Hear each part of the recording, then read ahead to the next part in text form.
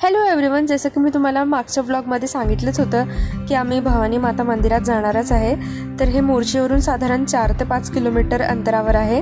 तुम्ही बघू शकता की इथे देवीची मूर्ती खूप सुंदर आणि देखणी आहे आणि नवरात्रामुळे खूप सुंदर असं मंदिर सजवलेलं होतं। जिकडे तिकडे प्रसन्न वातावरण होतं आणि कळश वगैरे तिथे खूप छान होता आणि तिथे 9 अखंड ज्योत पेटत होत्या नवरात्राचा।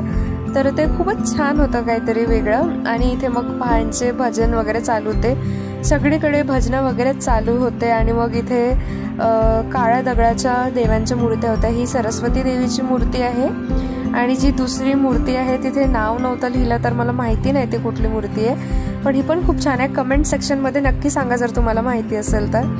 मंदिराच्या तिन्ही बाजूनी सगळीकडे छान भजनांनीच रंगलेला आवाज होता।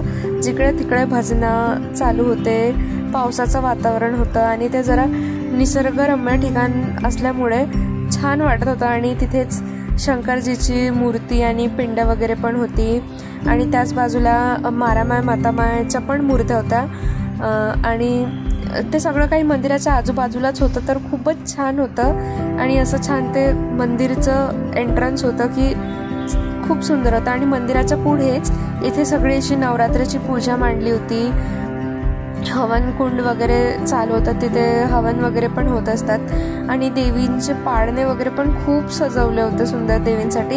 एक आतमध्ये पण होता आणि एक बाहेर पण होता आणि इथे गौशाळा वगैरे पण आहे। तर इथे म्हणजे असं खूप छान आजूबाजूला वातावरण आहे।